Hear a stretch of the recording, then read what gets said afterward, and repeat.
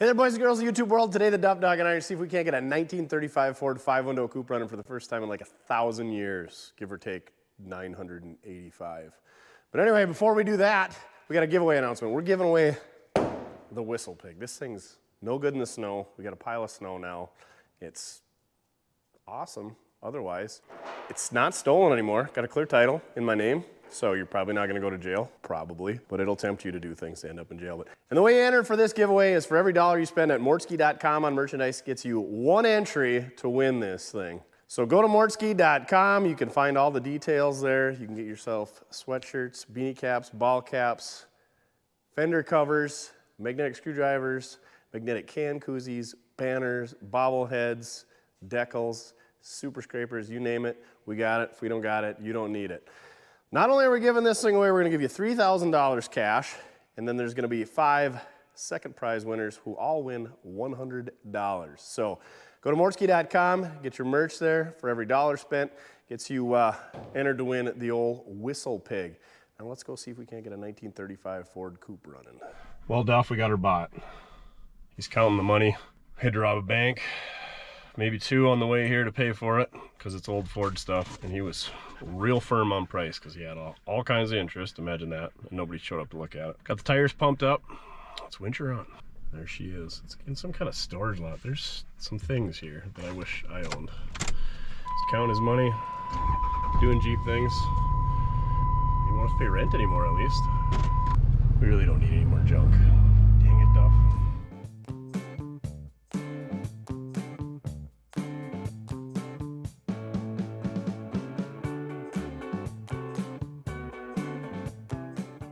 Taking a little train break here. Somebody wanted to use the facilities. Check our load here, make sure everything's hanging on. This thing is freaking cool. Oh, you gonna go for a swim while we're at it? Yeah, thirsty. I guess I'll clean the back seat later. Everything's good. Why wouldn't it be? Yeah, they can take all that oil right to our place, huh, Duff? We don't see many of those rail cars back home. It's all green. Right, Duff? Load up, let's go. You driving? No. You been under the influence of the water? Got it. All right, back to work.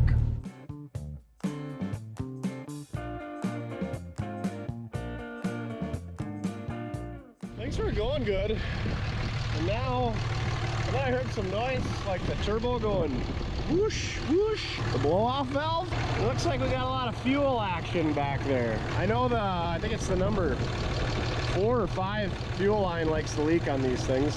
And I know I've put it on this once. Oh, well, there's the leak. That's our power steering. Probably gonna need to put a rag in that or something. Guessing that's power steering. Good thing I heard the whooshing. What do we got in here? We got any TKO wipes? We're gonna have to sacrifice a sock. Mechanic's gloves. That'll work in a pinch, Duff. So long as it doesn't get in the fan. It's a 5.9, it'll run forever. Hopefully that didn't jinx it, but stuck a glove in the power steering pump, so hopefully we fix that. Now we're gonna have to find a cap. You don't suppose it's just laying there under the hood, fell off, didn't go anywhere? Not likely.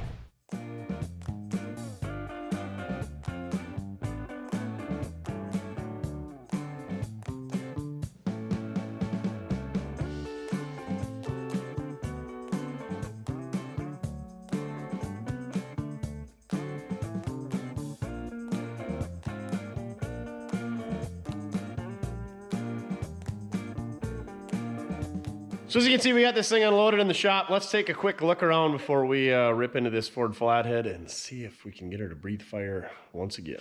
I've got my fearless K9 spectator keeping an eye on me, supervising, getting angry at the flies sitting on him because he smells like poop because he rolls in it.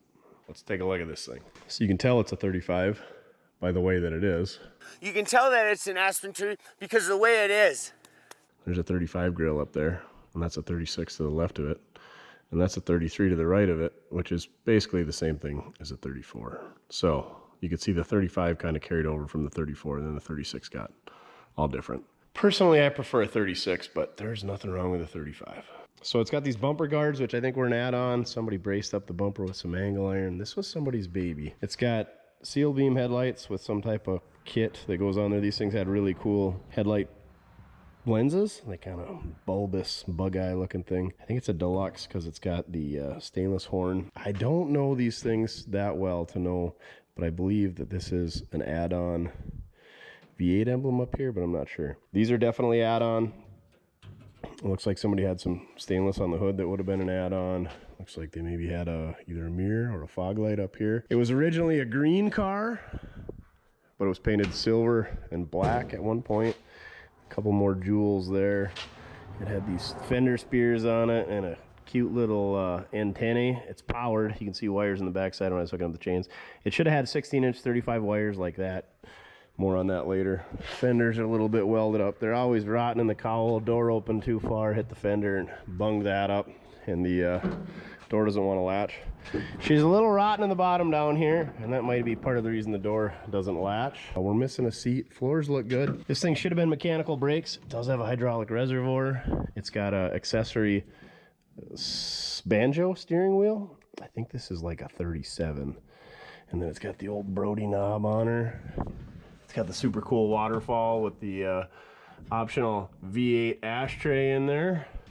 Also, 35 and 36, other than the front clip, some small similarities. You could only get the V8. 4-cylinder was available in 33 and 34 as the Model C, I call them.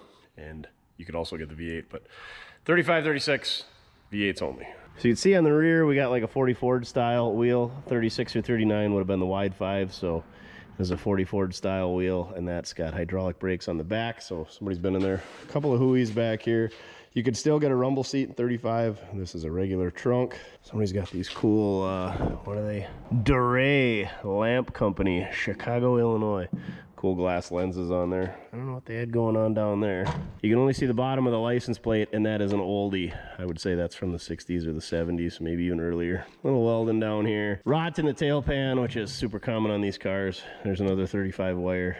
These bumper guards are hideous and wrong. Of course, somebody had a hitch on it because she was meant for doing more than pulling tail. But yeah, other than that, the top got pushed down ever so slightly. You can see how it's pushed in on the body line here, and the body is kind of kinked out right there, so might need to do a little work there. But other than that, it's really good down here in the corners. Little bit of rust there, I guess. The bottoms of the doors are soft.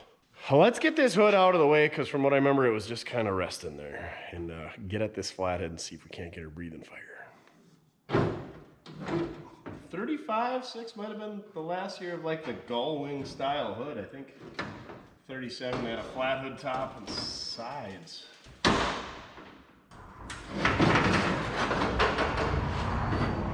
So not only did somebody convert it to hydraulic brakes and put all these little doodads and trinkets on it, it looks like it's got a 39 Ford shifter, which would have been the last year of the floor shift and should have a synchronized transmission. So crossing my fingers on that, I'm not sure. But here we have a later Flathead. The 35 should have the water pumps right up here at the front of the head. Instead, they got them down there on the block. And then the water outlets would also be up there instead of back here. So this is a later 59 AB block is what I call them. It's got the scuba diver style helmet. So I think it's like a 38 to 41, something like that. So a little bit newer. I could see a rebuild tag down there. So it's been gone through at one point. It's got a Stromberg 97, which is a desirable carburetor. They got the fuel inlet on the side versus on the top. It's got a dry type air cleaner as opposed to an oil bath. Some pretty cool stuff going on here. Let's grab that generator fan, see what happens. What are the odds this thing turns over? It had a hood and an air cleaner, so that's good. Come on, baby. Hey, I think it budged. Maybe try the other way. I think she's going. What the? Oh, maybe not. It had it moved. Let's put a bar on it and see. While we're over here, let's check the dipstick, Jimmy. Well, it's got some type of liquid on it. And the dipstick tube definitely came right with it. Don't worry about that. Interestingly enough, electric start was standard in these cars. they still got the hand crank option. So I don't know if I got a crank long enough because we got to go about 2 feet back to the crankshaft. But I might take a look, see if I got one, because I swear that thing budged. Oh, I guess I didn't know that about these. They don't have the radiator cap up top exposed. They got her hidden underneath the hood. And she's bone dry, of course. No flexi hoses though, so that's a positive. I had an epiphany that maybe there was a crank in the car, and I looked and I saw this guy, but that's just a lug wrench, not a crank. And this handy dandy patent pending, what is this? The speed nut wrench. Cochrane speed nut. Yeah, looks a little rusty. She's probably not very speedy anymore. We got a couple of later hubcaps. I think those are like 46 to 48. Some strange lights or something. Extra fuel pump. Window cranks. Oh, that's a spare. Good deal. The windows do crank out on these. Oh yeah, she's got the chrome shift knob or park brake, aftermarket heater, all of the goodies. I even painted the window garnishings, and they're all there. Lucky. The glass is all delaminating real bad, unfortunately. And here's what I was talking about. I think the 39s had this like great big swan neck style shifter. Oh, look, she shifts even. Hey, I wonder. Let's put her in second, rock her back forth, see if she turns over. Keep an eye on that fan. Oh yeah. It budged anyway. Tell you what, let's do the right thing. Let's grab some compressed air, blow around these spark plugs, pull them out, put some coil down the cylinders, and that'll just make it run flawlessly once we get it turning over, and it'll help turn it over and all that good stuff, because that's the right thing to do. Now the reason we're taking some compressed air around these spark plugs is so that we get all the dirt and debris out from around the spark plugs so it doesn't fall into our cylinder when we pull the spark plugs out. Your tech tip of the day. Not such a problem on an overhead valve where the spark plugs come in sideways, but on a flathead where they sit pretty much vertical, a lot of room for crap to sit. So that side's all champions, but check out these plug wires. They're just all taped up, mummified, barely hanging on. Champion number 7s, but look at this guy. Just little tiny wires, all that's left. Oh well, whatever gets the job done, I guess. And I thought one of these looked like it was loose, but I'm probably wrong. All right, let's spin them out of there. Again, this is interesting. Battery cable here, the battery cable here, but the battery box is over there. So somebody must have had a battery sitting right about here. Interesting.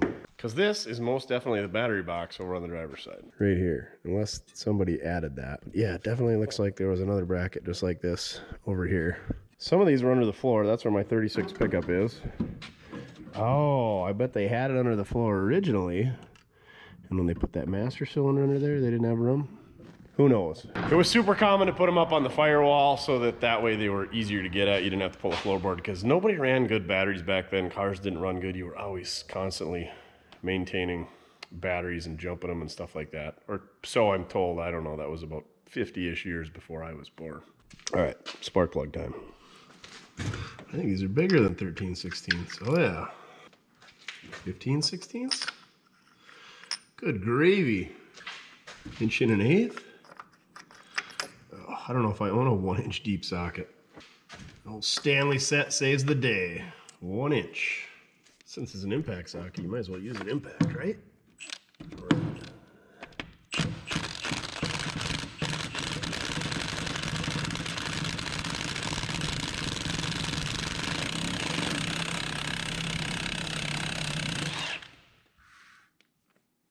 See, look, it just pulled them threads right out of the head just the way you want them to.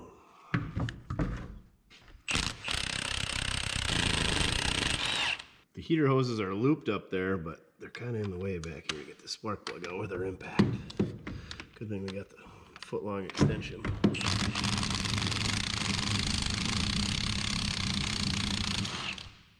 There's one thing about a flathead, they are super easy to get spark plugs out. No headers in the way, no air conditioning, no generator, just wide open freedom. Hopefully the driver's side goes just as swimmingly.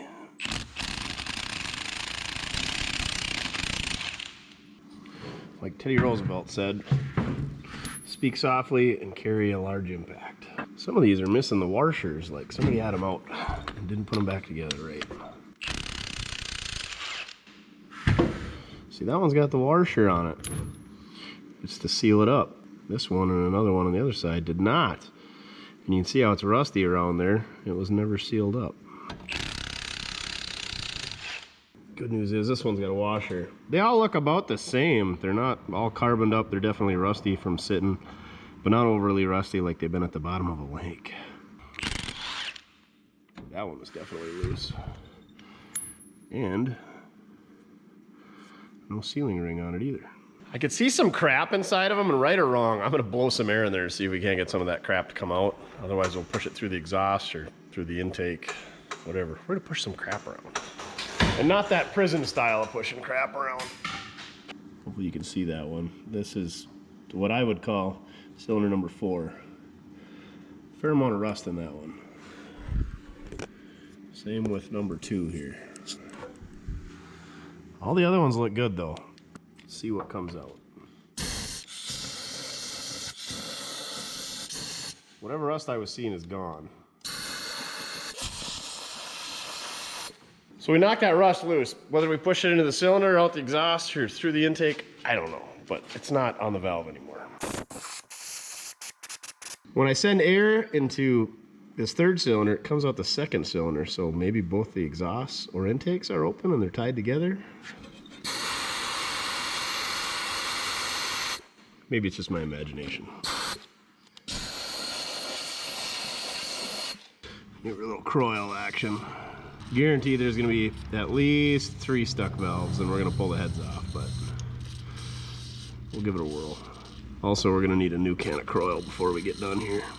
This one's running a little low on us. Nice thing about these flatheads is you can see both the valves through the spark plug. You can only tap on one of them to break it off, but at least you can see if they're both moving. Couldn't find any more coil on the shelf, so we're gonna give them a little Zeppum 45, the dual force. Lubricant and penetrant with PTFE. Oh yeah. Got way more blast and power than the old coil. In coil's defense, that one was getting a little low.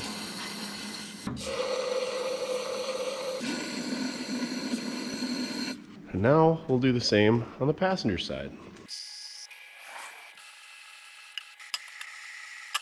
Usually we don't have time to let this stuff sit and soak, but I do have to run an errand quick, and it should take about an hour. So we'll let that sit and think about what it's done, and then we'll come back and we'll throw a battery on it, and it'll just roar to life and have all the compression in the world, and we can go for a ride just like that. It'll be like a 20-minute will it run video. All right, we're back from our road trip. We picked up some slotted mags that a viewer told us, he brought them up. We went to Wapton, ran some errands, and picked up some wheels. Stopped at the bank because I needed some cash to go to Iola.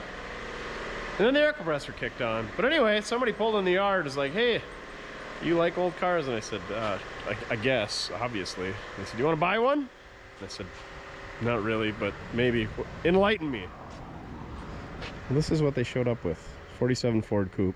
And as you can tell by it sitting here, we bought it. So we're gonna bounce around and maybe work on this for a bit. So I'm sure you've already seen that video by now, but it's pretty neat when people just pull in the yard with junk for sale, huh, Duff? Yeah, this thing's way too nice for us. And to be honest, I don't really care for 46 to 48 Fords, but this one was too cheap to pass up, and it was delivered, so I don't even have to go check it out. All right, more junk. Don't worry, 35, we'll get back to you, and 39, and 27, and 32, and 33. We just gotta have a Ford of one every year, and everybody says I'm not a Ford guy. Several months later. So we bought this thing in, like, I don't know, August, and now it's closer to the end of December than it is the middle of December. It's the 16th, so yeah, it's mid-December. We haven't done anything with this thing. Let's throw some oil down the cylinders. And now let's see if this thing turns over. We should have put the oil in there 5 months ago when we set it here. All right, let's do it. Oh, you're checking to make sure I'm actually doing it?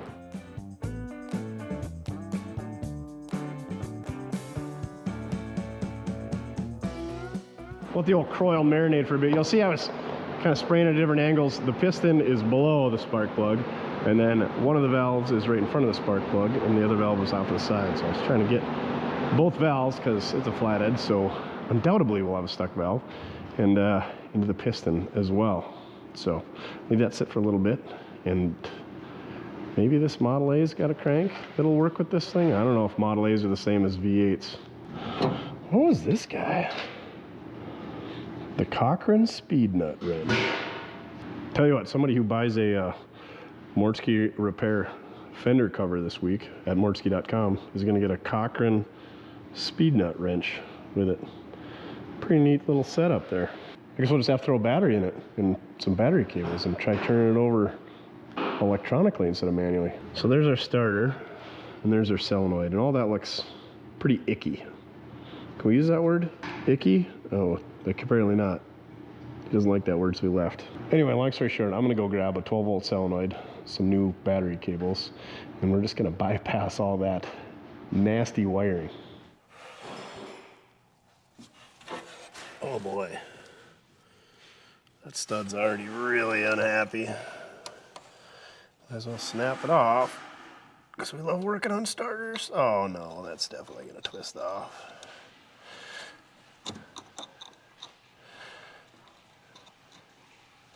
All right, let's heat her with the torch. Little heat goes a long ways. Get your little heat goes a long ways. Decal at mortskerepair.com.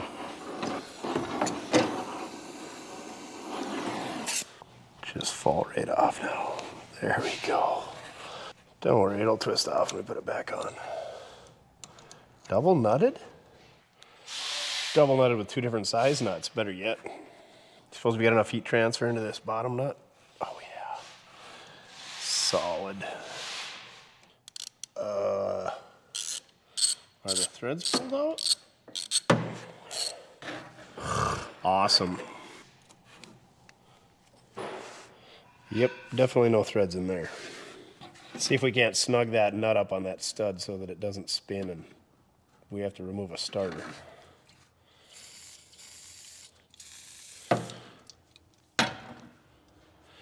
Because we definitely don't want to remove a starter this week.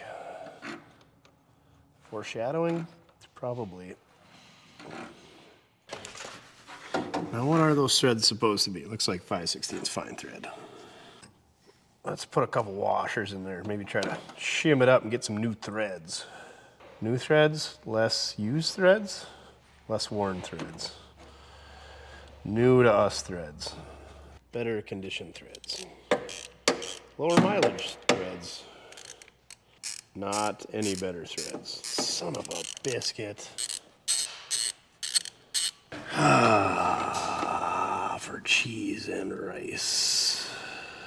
Well then, now what? Back to plan A. Cram that sucker on there. And then put our nut on. And hopefully it grabs some threads further down.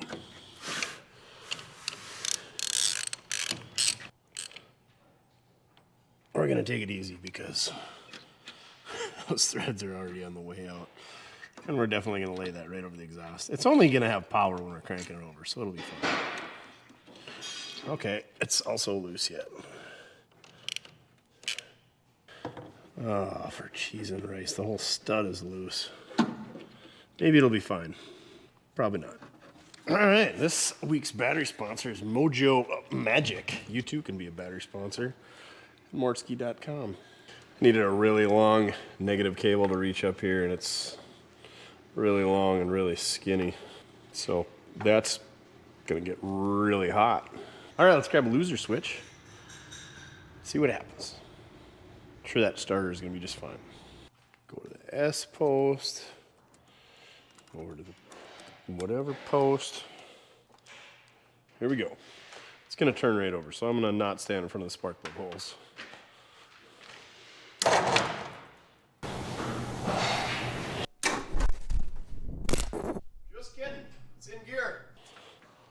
turns over. And it's in gear, I think.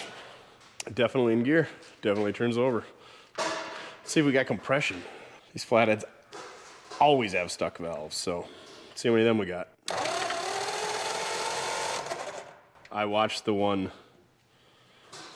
on the very back cylinder stick up. So good news is, since I can see it, I can also push down on it. Every cylinder on this side, I can see a valve stuck. How about the driver's side? Looks like they're all sitting up right now, so they're probably all stuck. Don't you just love the sound of a 6-volt starter on 12 volts? I sure do.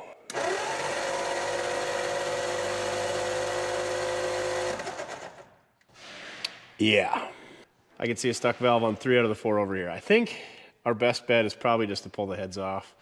That way we can see what we're doing and hopefully not snap any valves off. Maybe we could get them through the intake. Maybe we'll try that first. Try them through the intake. That seems like a better idea. So, these radiator hoses are shot. Let's just take those off, get them out of the way. We'll drop the generator down, take the fan belt off, all our plumbing for our fuel system, throttle linkage, just cut the old crappy 6-volt wiring, blow some crap off the intake. Let's just get that all out of the way, and then we'll go in through the intake, try to prime loose. Fun times. These flatheads really are great engines, until they aren't.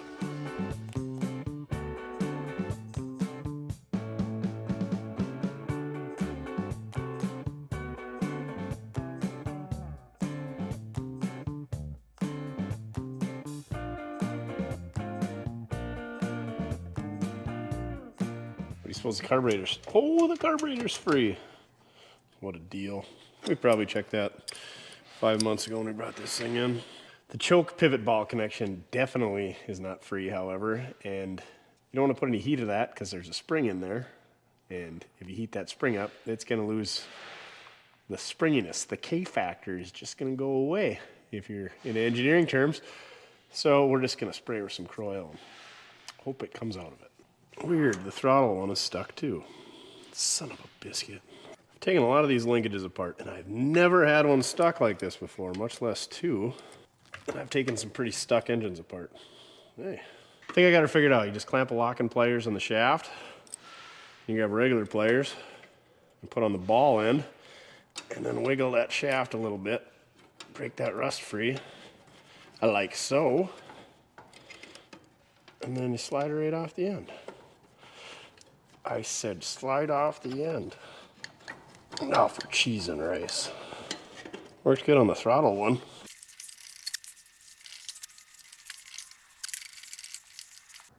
May have deformed the end of the rod a little bit, but didn't screw up our Stromberg 97, so that's a win. Grab our 7/8, drop our generator down. Freaking pulled a muscle in my neck last week. Never have had that happen before. And it is painful. You don't realize how much you move your neck or use that muscle, like when you're sleeping or just talking, especially turning a wrench or talking to a camera. So hopefully that just fixes itself like everything else around here. Hopefully we don't have to reuse that belt. She's a little tattered. All right, I think we're done with the passenger side. Let's go over to the driver's side.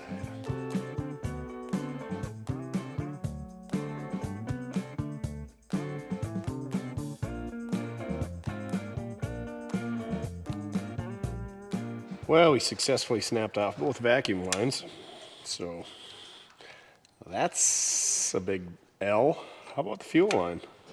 Of course that comes loose.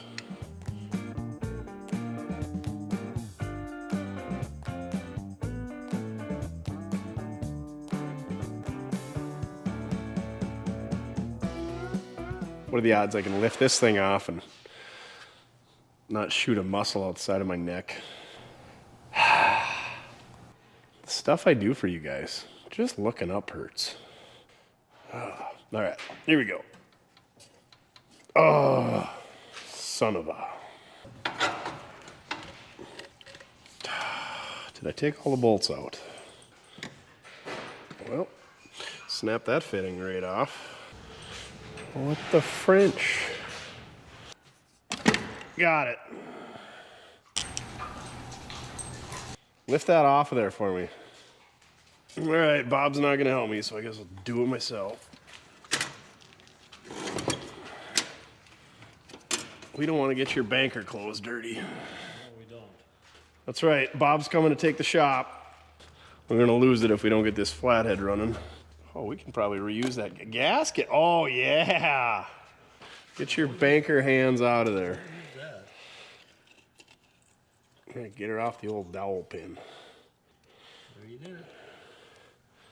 This ain't my first rodeo. How many of them are stuck? Ooh, it's got adjustable lifters in it. You know what those are, Bob? Oh, yeah. Yeah, right. Oh, yeah. Well, I'll spray some coil on there, let her sit for a bit. Okay, before we rip into some stuck valves, I'll show you what we got going around the shop here and why I think my neck hurts. See this 2-post lift? This was in my dad's shop. He decided he wanted a 4-post lift, so the good folks at Wildfire, who we worked with before, I got a 9000 XLT from them, 4-post lift. Mojo and I went down there with the rollback and hauled that down there after Wildfire delivered it here and set that up for my father. And we took his direct lift. I think this is a 9,000 pound. Our other one's a 12,000 pound forward lift. Anyway, we got a little bit of setup work to do. And I think in that setup of the 4-post and this 2-post or takedown or the setup of this 2-post. Anyway, I think that's where I strained my neck. Anyway, that should allow us to do way more work here because I love my 2-posts. And sometimes we got stuff going on that one. Anyway, so Chin Mojo should be able to use this one, or if we got to take tires off one car and put on another, or who knows what. We'll use it. Or we'll just stack cars and it'll sit in the way like it has been. Maybe we'll work on that 33 Ford finally. Yeah, probably not. And in the process of getting that mess home, Mojo and I thought we had a flat tire, so we're slowing down by the old shop, and the wheels exited stage left. We sheared off all our wheel studs, didn't we, Mojo? Yeah, you did. Who tightened them up last? Nobody, apparently. So yeah, that was fun. Tech tip of the day, you can drive with a trailer on your rollback perfectly fine for about a block. So anyway, nobody got hurt. Now Mojo's getting old studs out, new studs in. I think the lug nuts just came loose. The wheels walked back and forth, it wallered out the rims, so we got to get some different rims, slotted them out, and they just worked back and forth until it sheared all the studs off. And yeah, I'm glad it happened at 20 mile an hour and not on the highway with a semi coming at our faces, so could have been a lot worse. Rear end went out in Reggie this summer. I worked on that this weekend. I put an 8-inch Ford in there. I think I got 350 or 355 gears. It's got a spool in it, which I'm not excited about, but it's the beauty of an 8-inch is we can just drop a different center section in there. So I put a different drive shaft in it, got the brakes bled. Hopefully that thing will be off the lift and we'll have that stall back open. So we'll have another lift. And then we got this car that's in the way, that's been sitting here since August. So that thing's been up there since, I think we moved this car out of the way to put that up there. Maybe not, I don't know. Anyway, that's going away. We're going to storage for the winter. This thing we're gonna get done, so it's out of the way, so that can go to storage. And price and availability in the video description on this thing. I really want a 35.6, preferably a 36 3-window, but I'll take a 5. I like the 6 grills better, just personal preference. Nothing wrong with a 5, just I like a 6 a little bit better. So if you know of a 35.6 3-window, don't send me the links for the $120,000 ones on Facebook Marketplace, because I can't afford those, and they're probably not my jam anyway. But if you know of a cleanish, hot rodded one, or just an original, or just an absolute piece of crap like this one, 3-window, 35.6 Ford, hit us up, mortskerepair@gmail.com. Price and availability in the video description. On this thing, I don't have a price on it right now because we don't know if it runs. It's gonna though. And my neck hurts. So let's take a look at these stuck valves. We interrupt your regular scheduled shenanigans to announce the giveaway. That's right, if you didn't catch it at the beginning of the video, we're giving the old whistle pig, 1981 Chevrolet C10 short bed fleet side. Posi rear, it's got a 4L80E overdrive transmission. It's got a 6-liter with low miles on it that's all been rebuilt. It's got a camshaft in it, it's been dyno tuned. It's got a fresh set of wheels on it, Riddler 650s. It's got brand new tires. It's got dual exhaust, digital gauges. It's got a pretty fancy bench seat, too fancy for us. Nice dash pad, super nice interior. This thing is a great driving rig. We're gonna keep doing some work on it. We're gonna upgrade the cooling system and the fans. We're gonna make a couple other changes. So hurry up and get entered at mortske.com. For every $1 you spend on merch there, you get thrown in for 1 entry in the old whistle pig here. So the more dollars you spend, the more entries you get on the old whistle pig. Now back to your regularly scheduled shenanigans.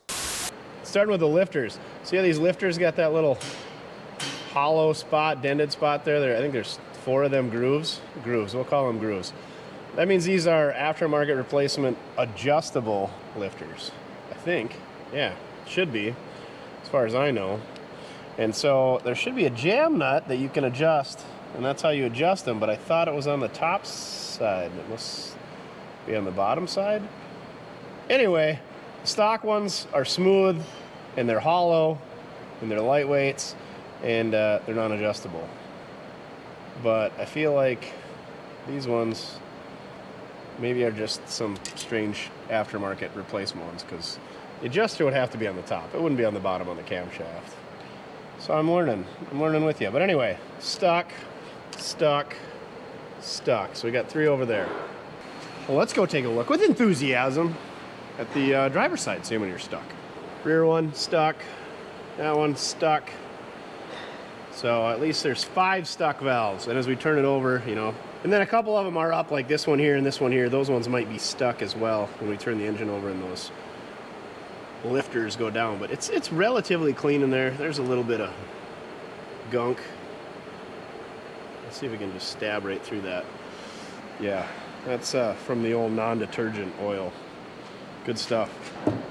But I've definitely seen a lot worse. So I'm gonna go get there's a tool for removing these valves. I'm gonna go get that. I use that as my bar. You can use a regular pry bar or a hook bar or a screwdriver or whatever you want. But we're gonna keep turning it over and soaking them and prying on them and hopefully get them loose. And if we can't get them loose, then we're gonna have to pull some heads off. And if we can't get them loose then we gotta pull some valves out. Valve assemblies and guides and all that. So let's not get to that point because my neck hurts real bad and prying on stuff ain't gonna be great. I wish this engine was out in the open or didn't have any fenders, because leaning over it's enough complaining, you know? A lot of people got it worse off than me. So that's what we're gonna do. Lots of coil and prying. You can't really heat these things because you got the valve spring, and if you, like, I think, did I talk about that earlier about heating valve springs? Oh yeah, that was on that throttle rod. You don't want to heat springs because then springs don't become as much of a spring anymore. I've bored you right to sleep. Let's get some flathead valves unstuck. I can't believe we saved that gasket. So proud of myself. So let's elaborate a little bit further into the valve train on Ford Flatheads. This is a stock solid lifter, and this is a very needy Brittany Spaniel. I don't know why they call them a solid lifter, because it's hollow. They should call them hollow lifters. But anyway, as you can see, there's basically no adjustment. The bottom side there rides on the camshaft. The top side there, your valve tip rides on it right there. The stem, the tip of the stem. I'm trying to pet a dog here and talk to you guys. But anyway, that's what Henry Ford put in them. So there's no adjustment there. There's no rocker assembly. There's no adjustable push rods. This is what you got. And then when your flathead wore out and your camshaft needed to be replaced, you got them reground. You sent it off and you got it reground, or you just ordered a reground one because new ones apparently were not abundant or expensive. So you're tipping me over, dog. So you got, what we got here is an adjustable lifter. This thing is solid as well. The big end there rides on your camshaft, and then at the top here, I think that's a 7/16 hex that you adjust that hex in and out. It's got some terrible galled up cross threadage going on so that it doesn't get loose or tight on you, so it keeps that adjustment. But anyway, if you were rebuilding a flathead and were doing it right, you'd drill holes right next to the bores for your lifters, and that way you could just take a punch, slide in that hole in the bore, and it would run up against that slot through that groove right there. And then you could turn this hex and get your valve adjustment set properly. But if you didn't do that and you were just replacing a camshaft, or you were basically a hack, not really a hack, that was the good way to do it. These are usually called a Johnson adjustable lifter. You'd get these fancy little tools from Johnson. There's two of them. Johnson Tappets, patent 246-8983. Anyway, what this would do is you would take that little key or tab. You could make something like these. These things didn't work really well because it's really hard to grab onto this. You kind of hooked it around the valve, and then you would turn the hex that way and adjust them. There's a right and a left. So if you had to tighten it or loosen it, depending on which one you had to use or your accessibility, maybe. But anyway, like I said, the threads on these things turn really, really, really, really, really hard. So these things, not ideal, they work. But if you're building a flathead from nothing, you would drill holes in those bores, and that way you could just use a punch, slide it through that hole, and it would catch this groove. Bada bing, bada boom. Way more gooder, but the Johnsons, they had this figured out. So anyway, I don't know where I got these, don't know where I found these. My dad used to have a set. Maybe they're his, maybe I stole them. Sorry, Dad, if I stole them. I think he's got a set. This one's actually cracking already, it looks like. Maybe, I don't know. Anyway, way more information than you ever wanted to know about lifters in a Ford Flathead. Also, if you had your valves ground and they would sit in further than they would have originally, or you put new seats in, there's no adjustment, so you get what you get. So you'd have to grind the tips of the valves to get that adjustment set just right if you had these style standard lifters. But with this bad boy, you could do whatever you wanted basically with the valves and adjuster right there. So there you go. Now back to your regularly scheduled shenanigans. So we're hoping when we pry on these things, they just kind of snap right back into place. If they fight you, it's going to be a fight the whole way, but a lot of times they just snap, and then you do that a few times, and then they just snap right out of it. Kind of like that. Not like this. Oh. Usually I don't encourage snapping with valves, but snapping off and snapping closed, they're two different things. Son of a... And then when you got them snapped closed, get them with a little coil. Come on, baby. You should not be able to wiggle a whole gar. Moving it on a stuck valve? Yeah, that's the word. There we go. The snap you want to hear with valves. The snap I want to hear. You guys probably want to see me snap it off. Struggle.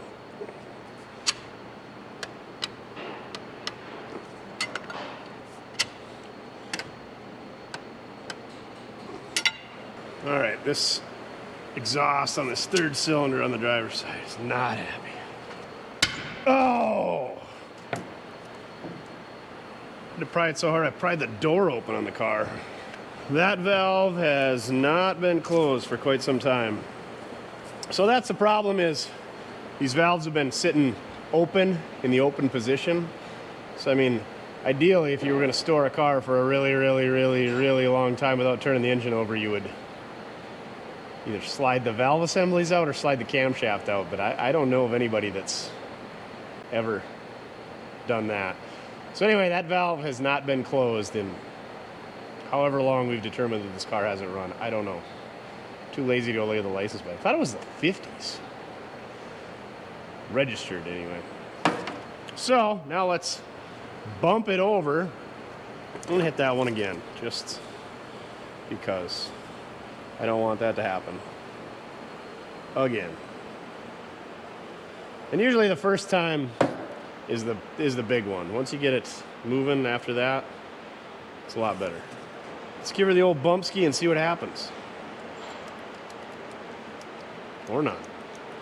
Oh yeah, our ground was connected to our intake manifold, which is no longer present. Now let's bump it over and see what happens. Stuck again. Stuck still. We've never unstuck that one. And then we repeat this process until they're all unstuck. Flatheads are great. Overhead valves are for losers.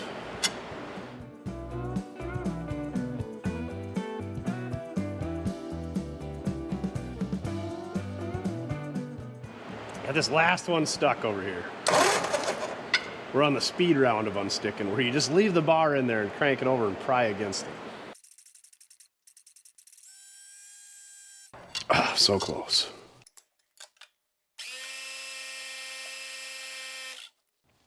One side down, one to go. Of course, now it sticks. You son of a biscuit. So that's the other deal. Sometimes they're just sticky enough they don't stick open. They stick open for a millisecond. And when an engine's running, you don't want it sticking for a millisecond, because then she's going to backfire through the exhaust or the intake or wherever. That bad boy was the one we're fighting. Watch him move up and down, and watch how the lifters are all spinning in their sockets. Just what you want to see.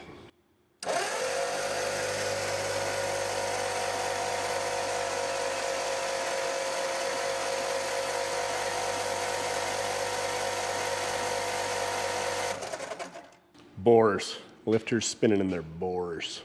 Sockets. What an idiot. You can definitely tell I don't know what I'm doing.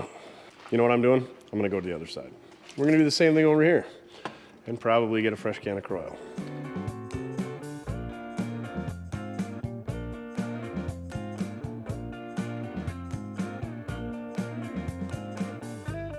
Everything's looking pretty good over here. Back here, this is our fuel pump push rod, runs off a lobe on the back of the camshaft. Sometimes those will get worn flat, so you won't get a fuel pump action going on.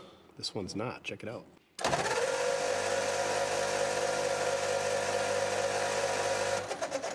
All right, I'm gonna just ever so slightly wipe down that gasket mating surface. We're gonna throw some grease on that thing, so if it's gotta come apart again, it'll come apart easier. And also, maybe that grease will take up any voids, any vacuum leaks. And yeah, we're ready to check for spark and throw fuel at it, I think. Maybe check compression. It's probably not gonna be good, so I don't know why we waste our time. So what I'm trying to do here is not disrupt the gasket mating surface too much, because those chunks of crap that are on there where the gasket was are gonna be missing from the gasket. So it's like putting together a puzzle that's been, I don't know, it's been hit by Edward Scissorhands, perhaps. It's not your regular puzzle. There's some pieces missing. The pieces aren't missing. They're just in different spots. You're trying to put it all back together. And if this was the only flathead that we were ever going to put back together, and if this car was going on the road by me for a long time, yes, I would scrape it and put a new gasket on it. I'd probably roll her over to the pressure washer, wash out this intake galley, pull the oil pan off of it, check everything in there, and pressure wash that out, and make everything clean. Probably pull it all apart, do a valve job. We're not doing that. We got to do a video every week here. So we're reusing gaskets. We're not pressure washing inside, outside, any side, top side, bottom side. So in case you were wondering, I don't want to get any comments, oh, you're too cheap to put an intake gasket in it from Dwayne. No, I'm not too cheap. I'm I'm resourceful. I'm not wasteful. Why put a new intake gasket in? We don't know if this engine's going to run. Intake gaskets probably. Parts for these flatheads are expensive. This is the most expensive 85 or 100 horsepower you're ever going to deal with. So it's probably 20 or 30 bucks. And why throw 20 or 30 bucks at an intake gasket that you only get to use one time when the one that we took off is in perfectly fine shape? So I'm going to go get the wheel bearing grease out. And we're going to throw it on the old gasket. And we're going to let it identify as a new gasket. Saving the environment. You're welcome, Greta. And we're going to bolt that intake back on there and move on to the next step, whatever that may be. Wheel bearing grease. I like it. Or Vaseline. That's probably what I'll use. Not even Vaseline. It's the Dollar General Vaseline. It's petroleum jelly. Comes from the earth, from dinosaurs. Sorry, Greta. How dare you? Is there a vegan? That's what we should be using? Grape jelly. Oh my God, my hands are sticky just thinking about it, and my mouth is watering. Ugh, we should do that. We should do like a DD Schmoo Shop. Just so we're 100%. This is like race car stuff. That's what they do. Intake install sometime, but instead of high temp, nasty red or orange RTV, we should just use peanut butter and or jelly. Jam. You know the difference between jelly and jam is? Can't say that on this channel. All right. Petroleum jelly. Need a petroleum jelly brush for this thing. I think we bought this Studio Selection 100% pure petroleum jelly from my dad's Buick. That was a couple years ago, and we're about 3/4 of the way through this stuff, so using it on all this stuff.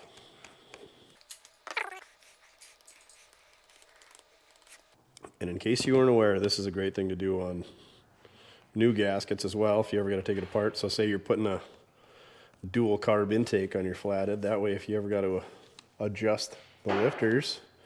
So if you got adjustable lifters in a flathead, you should be doing this anyway.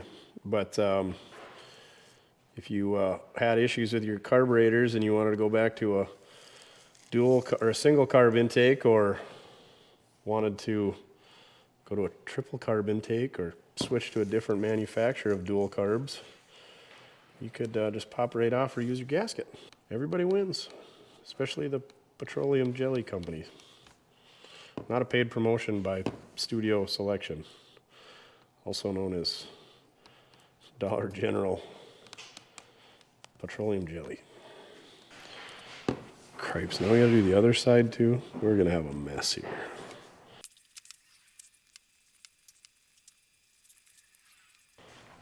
This really does. This is how DD Speed Shop applies silicone. Now I feel like a real hack. I should definitely just have scraped it and put a new gasket on, bit the bullet. We're gonna need clean up on aisle 3. Clean up in aisle 3. Looks like we just had a P. Diddy party over here on top of my frickin' toolbox.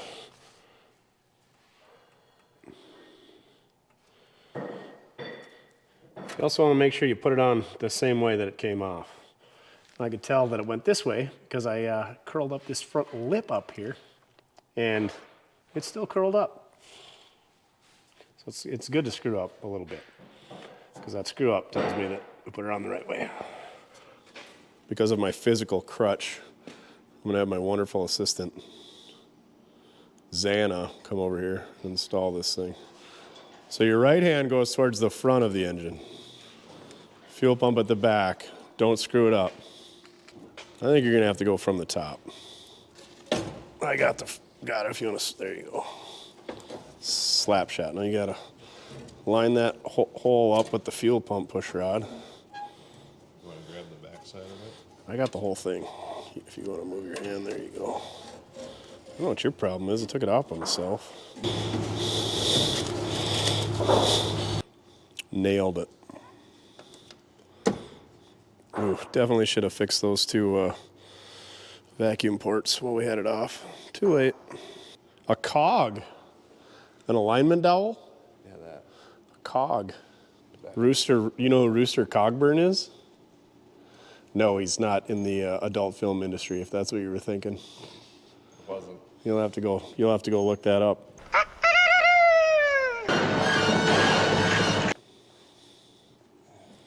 There you got one. That felt good, Rooster says. Solid. It feels solid. All right, I'm gonna put some bolts in before I lose my mind.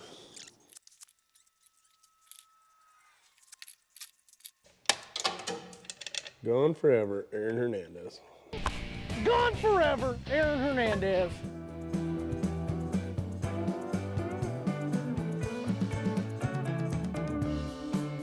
Let's figure out an ignition source. So these things, I think, got a 3-bolt distributor. I don't really like these. I don't think anybody really does. Maybe the purists. Everybody converts them to 2 bolts. So let's get this 3-bolt off of here, and I'll show you why. Everybody talks about distributors up front are so easy to work on. Well, they're not when they're down here, and this is without a fan or a belt or nothing on it. And every time you hit a mud puddle, they get wet. So, good work, Henry Ford. But anyway, because one distributor cap isn't bad enough, these got 2, one on each side, with 4 plug wires going to them. So we got to get those off, I think, in order to get the bolts out. So there's a bail clip that's rusty, so we got to try to get that out of the way. And then we'll get that off. And then we'll get the distributor off, and then we'll talk about it. We can talk about the birds and the bees of the distributors. There we go. I think they call these scuba diver helmet style. No, yeah. We'll show you about that. But anyway, they look like the old scuba diver helmets. Looks like the cap is already almost off on this side. Oh yeah, and I forgot. And then instead of just one distributor cap, they got 2, and it's a 2-piece distributor cap. You got the inner with your contacts, and then an outer that's just kind of a cover. And when they're stuck on, they're a real treat to remove. There we go. Ooh. Can't even get your hand in there. How are you supposed to get a wrench? Much less a socket. From the bottom side? Well, hey, look at that. The freaking water pump turns. It leaks, no doubt. Oh, for cheese and rice. Imagine having to work on this on the side of the road when your engine's nice and hot. Kids are crying. I just want to go over to Susan's. We're going to have coffee. Remember when Tim Allen used to do that voice? He probably still does, but... Don't touch the dishwasher. Back in the old Tool Time days. One eternity later. All right, the scuba diver has been removed from the ocean.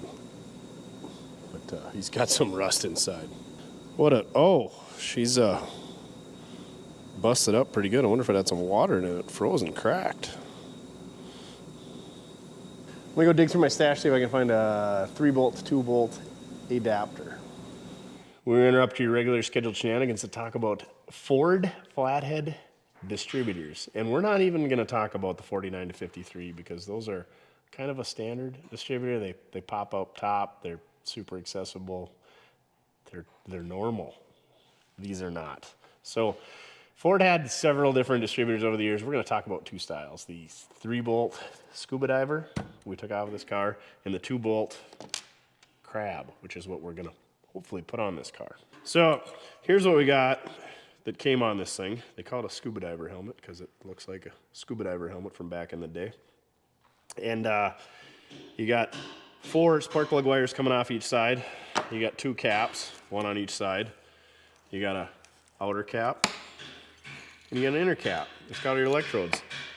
And then you got 2 rotors inside there. You got one that's firing these 2 and these 2, and one that's firing these 2 and these 2. Basically, the front 4 cylinders and the back 4 cylinders. Not the front 4 on the car and the back 4 on the car, but the front 4 on here and the back 4 on here. It's super crazy. Plus, you got 2 sets of points, and the points are way inside of there. And you can about imagine how fun those are to adjust when they're on the car. They didn't have vacuum advance, they had a vacuum brake. So basically the vacuum would release that brake, which all that brake is basically just a small little piece of leather or fiber that rode against it. And then there's the adjustment for your vacuum brake. They had the coil built right onto it, so that was really fun to diagnose. You can't basically test for spark from the coil without getting crazy. They got the condenser built right onto it. I mean, it's kind of neat because it was all in one piece. There is no timing adjustment with the distributor because the bolts are all not slotted. There is, however, a small amount of timing that you can set right there. It's very, very limited. So basically stock application, if you put a hopped up camshaft and change your carburetors and your compression and all that, then you'd get an aftermarket distributor like a Harman Collins or a Kong, or I think Spalding was another one. There's a bunch of manufacturers. There was a ton of manufacturers making hopped up hot rod stuff for the Flatheads back in the day, and a lot of them were making distributors as well. And then you could also put magnetos on there. There was adapters to put them coming out the sides, so you could actually work on them, adjust them. Anyway, back to this timing adjustment. K.R. Wilson, and then there's a couple other manufacturers, but that's the big one. They sold a little setup that you could set up the timing basically on the bench before you put it on, which is awesome because these things are terrible to work on. It's pretty neat to set it up out there. And then also they're like the big companies like Allen and Son made whole distributor machines where you could set up your timing and other things on the machine right there. But they take up a lot more space, and your standard shop didn't have those. That was more where your professional shops or your high-end dealerships that had those. So anyway, back to the old scuba diver helmet. These things are basically just for original restoration projects. They do make adapters so you can put a standard style coil on here so you can convert it to 12 volts. There's companies that rebuild these things. You can rebuild it yourself. You can take it all apart and you can put new points in it. Actually, the spring on these points is busted on one of these sets of points. So yeah, they don't work well with 12 volts. You can put an adapter on here to put a regular 12 volt coil, otherwise these coils get kind of blown up. I'm not sure what this coil is, but it's got this neat little bear on it. So I don't know if that's Canadian Ford or one of Ford's suppliers, or if that's a replacement one or what. And then the way these things are driven is basically on this keyway right here, and you'll see that that keyway is offset, so this only goes on one way. You can't screw it up, can't put it on any other way.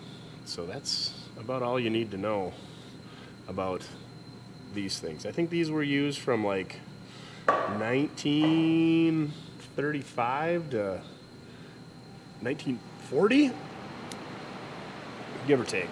One other neat thing on the plug wires, they had these sexy little tubes, or looms as they call them, that bolted on the intake bolts, and then each of the wires came out and they had these cool little brass surrounds. They're super awesome. This car didn't have them.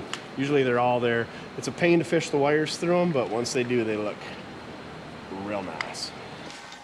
Really nice. So, what are we gonna replace it with? The 2-bolt. Here's a timing cover for a 2-bolt. You can swap timing covers. The problem is the camshafts are also different. There's a shorter snout on the ones that are 3-bolts. Anyway, the snout lengths of the camshaft are different, so you gotta be careful. You can't just bolt a different timing cover on. I can't remember which way it goes, but anyway, 2-bolt, 1-bolt, 2-bolt. These covers, the vacuum goes right through the timing cover. The 3-bolt, it does not. The 3-bolt, the vacuum hooks right into the distributor. On these ones, your vacuum hose hooks into here, and then you got a little O-ring, and then you just press it up against that, and that's how your vacuum works. So it's a pretty slick setup right here. Again, no adjustment in the timing. It's a vacuum brake, it's not vacuum advance. I don't know, it is what it is. So earlier we talked about Harman Collins, and this is actually a Harman Collins. Doesn't say a patent on it. Of course it's stuck on here, but anyway, we're gonna try to get this off of here. Got it. So this is a 3-bolt to 2-bolt adapter, and seeing how the vacuum port is on the back of the distributor with an O-ring on it, this little adapter has that vacuum port right there. So, and then like I said, it goes from a 3-bolt to a 2-bolt. They do make reproduction ones of these. Speedway makes them. There's probably some other companies, Chinese companies, but this is an actual Harman and Collins Incorporated setup right there. So this is an oldie. It's got a nice little shoulder on it, so it rides in there. You can't really screw it up. Cool piece. But back to the snout length. If you use one of these 2-bolt distributors and you have to use a 3-bolt adapter on a 3-bolt timing cover, and you're using a 2-bolt camshaft with a shorter snout, they do make a spacer. It's basically a little puck that basically spaces the camshaft out to reach the distributor. So something you got to watch out for when you're mixing and matching parts. All that stuff's pretty much readily available. So we just attached this with our countersunk Allen bolts here. Pop this bad boy on there. Again, same setup here, just offset, not really a keyway, a slot, so it can only go on there one way. There is a little bit of a timing adjustment there. These setups are way nicer because you can get at your points super easy. It's just got one regular style distributor cap on there. Regular, I say regular, there's nothing regular about it. I believe they're the same points on the old scuba diver helmet to the crab style. Like I said, these were used from 41 to 48. I believe this is the style, the crab style is like 41, 42 only. Then of course the war came up, 42 to 45. Cars were pretty slim. They did make a few. And then basically the 46 to 48, the 59 AB cars had a spacer and a bigger, it's a 2-part cap again, and they stuck out further. But all the hot rod guys, this was the hot rod distributor that you wanted. Again, there's companies that build these, remake these, rebuild these. There's electronic versions. You could get Kong versions of these, Harman Collins, Spalding versions of these as well. So here's that weird style cap I was talking about. This is what we call a crab style cap. Get it? It looks like a crab. So on these, you got all your spark plug wires going here and here. So it'd be really cool if all the plug wires went to the passenger side and to the driver's side. No, 3 of them go to one side, 3 of them go to the other side, and then there's like 2 that are mismatched that go this way and this way. Super weird. The wires feed through that loom. You put a regular style coil on there, hook up your coil wire up here. Pretty cool setup. Yeah, it's got labels. I think this is from 3rd Gen. That's usually who I get my Flathead parts from, especially ignition parts. 3rd Gen Automotive, I think is what they go by. But it says your cylinder numbers on here, but I don't know what cylinder numbers Flatheads are, so I have to look it up every time because I'm dumb. But anyway, this is the crab style cap. I think it was used 41, 42 only. So here's what the 46 to 48 caps look like. It's kind of a 2-piece setup, similar to the old scuba diver helmet. You got this outer, basically, which is just a shell or a cover or a seal, and then this inner spacer dealio. So it takes, you can interchange everything, but you got to make sure you got the right bail clips and the clamp. It's just 2 clips that hold them in place on the earlier crab style setup, and this one's just got one big bail clip that goes over the top, I think. I don't know. Nobody runs these things. I don't know why. Who knows? Then I think you got to have the corresponding rotor. I think the rotor sticks out further on these. You'll definitely know if you get a mix and match. So spark plugs. I usually run NGK B6Ls and the 59 ABs. So this thing's got different threads in it. So we're running some NGK AB6s because it's got the big dog threads in there. So I've never had to run a set of these, but anyway, that's what we're running. So the more you know. They got the same size hex on these. The bad boys that we took out of there had this ginormous hex on them, and that's how I knew something was different. We weren't going to put the B6s back in there. We're going to use the AB6s instead of the B6Ls. But anyway, that's pretty much all I know about distributors and Ford Flatheads. I really wish I had like a Kong or a Harman Collins or a Spalding. I've got some aftermarket Chinese electronic ones that I've never tried before. But yeah, magnetos, super cool. Wish I had one of those. Wish I had all the cool Flathead speed parts. I got some intakes. I got some aluminum heads. I got some Johnson adjustable lifters and an aftermarket camshaft in one of them. That's about it. Otherwise, all my Flathead stuff pretty much stock. So there's your ignition guru, yada yada yada, so on and so forth. Now back to your regularly scheduled shenanigans, where I take this 2-bolt. I don't know, I bought this one from somebody, rebuilt. Mojo rebuilt a bunch of them from parts that we got from 3rd Gen. We're gonna bolt one on there, and we're gonna make some spark plug wires, and it's gonna work. We're gonna put a coil on it, we're gonna hook 12 volts up to it. Anyway, let's do that.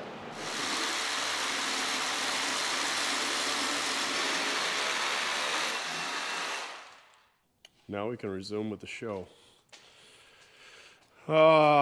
Ladies, calm down, he's taken. I was gonna make spark plug wires, but then I realized how much of a pain it is to make spark plug wires, and I had these laying around from, I don't know what, they weren't labeled, and they're the rightish length. We got ourselves a 12-volt coil, that's wired up, there's spark plugs in, so pretty much just ready to test for spark. Cue the power of Grayskull.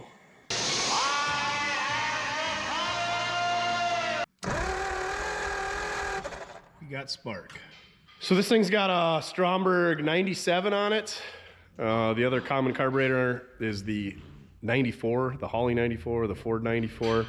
There's actually way more of those produced than the Stromberg 97. Stromberg 97 seemed like they're more common on the earlier cars. Anyway, we could hook fuel up to this thing and watch it spurt all over, but we already threw a new ignition system on this thing, so let's just throw a T-Man carburetor on it. T-Man is my college roommate.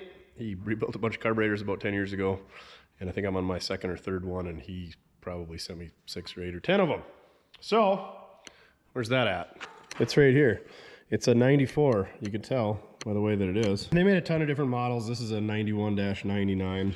The easy way to tell the difference between a 94 and a 97 is a 94 has got the fuel in on the top of the fuel bowl, 97 has got it in the side of the fuel bowl, and a 94 has what I would call an internal accelerator pump versus external.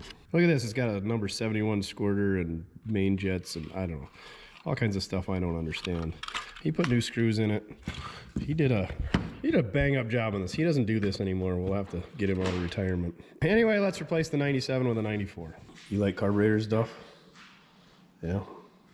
This has actually got a dry type air filter on it as opposed to an oil bath, so that's probably worth tens of dollars.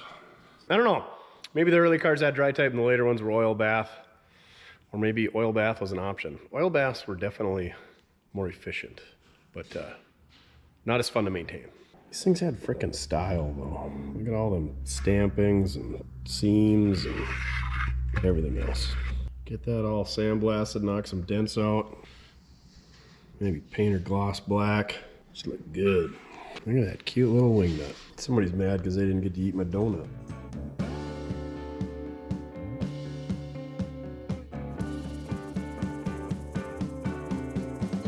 This one's even got a little spacer underneath it for a vacuum hose. Tube line thinger, I don't know. Anyway, it's got multiple more spots to leak vacuum, so we're gonna get rid of that. I don't know what that would have been hooked up to. Maybe the vacuum wipers? Probably not, but I don't know what else would have been. Definitely wasn't for the vacuum brakes. All right, let's get up the gasket service with our super scraper. Get yours at mortske.com. We're actually sold out of the SS1s. Great stocking stuffers. We got the 5s and the 5S's on hand. We'll get more soon, so stay tuned.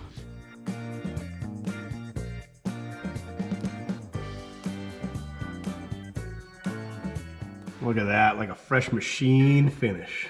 Paint me like one of your French girls. Pretty hard to beat those super scrapers, huh? Why don't you lay on your bed that's about 6 feet away? Don't tell me what to do. Don't tell me my business, devil woman! That's a pretty good sticker. Duff laying like that. With painting like one of your French girls underneath it. Can we make you look like Bob Ross in the picture? Happy little tree. Happy little trees. Wiggle your happy little tree. Wiggle your tail. No, don't tell me what to do, devil man. Okay, fine, I'll pet you. And your happy little tail. Who's a happy dog? Who's a happy dog? Just a happy dog. You want a bath for Christmas? Is that what you want? No, because then I'll just go roll and floor dry again. You want to go find me a 3-bolt gasket? Gaskets are the same between a 94 and a 97, in case you were wondering. All right, let's give you a brief overview of the differences between a Holley 94 and a Stromberg 97. Clearly, one is 3 larger than the other, and one is built by Holley, and one is built by Stromberg, which is a misconception. Strombergs were built by Stromberg. There's probably some Chinese ripoffs. I think there's some like European, or maybe they're made in Europe now. I don't know. You could still buy new 97s. There's still Stromberg 97s, and I think there's a company called 97. We won't get into that, but the Hollies were built by Ford. They were built by Chandler Groves. I think Chandler Groves started it. There's a gazillion different models listed that Chin can maybe pop up as we're talking about it or scroll through the screen or who knows. Anyway, the big differences. These things are basically interchangeable. You got your choke and throttle connection, ball sockets. They're in the exact same spot, so you can use your same throttle linkage. The big difference is, visually, is the fuel line comes out the same side on both of them. It comes out the top of the fuel bowl on the 94, and it comes out the center of the fuel bowl on the 97, or float bowl, if you will. They have the same 3-bolt flange bolt pattern. The flange is significantly thicker, and there's a lot more material in the perimeter on the 97 than the 94. 94 is a little bit sexier. These things are a little bit just kind of sloppy and gross. But easy way to tell if you're looking at some parts on the shelf. If you see a base and it's a lot thicker and it's basically squared off, it's a 97. If it's trimmed right around the bolt flange, it's a 94. And then we got our accelerator pump. It's basically, the linkage is external on the 97. In the 94, it's internal. It's in the very top of the 97. It's in the side of the 94. I'm not going to get into which one's better. Everybody pretty much is in consensus that the 97 is better. I don't know why. Works better in single carb use, multiple carb use. Maybe 94s work better. I'm not even going to get into it. Use what you got. These bring more money than these.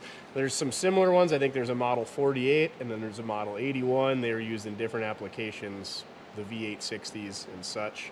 Obviously, if you take a 60-horse carburetor and put multiple of them on a 100-horse engine, you're going to get different effects than if you take 97s. And it's things, you know? So things to look for. No, I'm not going to sell this one. I got a horde of them. I'm going to keep them. Like I said, you can buy reproductions. You can buy brand new actual Strombergs. I don't have any experience with them. I don't think. No, I don't. I maybe got one in the box upstairs we should try that came with something. But anyway, if you're running multiple carbs on a 94 and you want to get them to match, go look at some really nice $100,000 cars at something like Gathering at the Rock, and see how it says 91, 99 on the side. Some will say Chandler Grove. They're all pretty much interchangeable, but almost every car you look at, whether it's got 2 carbs, 3 carbs, 4 carbs, 6 carbs, they use these on small block Chevys, Olds, Cadillac, stuff like that too. It's very rare to find somebody that's got a multi-carb setup, anything over 2 carbs, where they all actually match.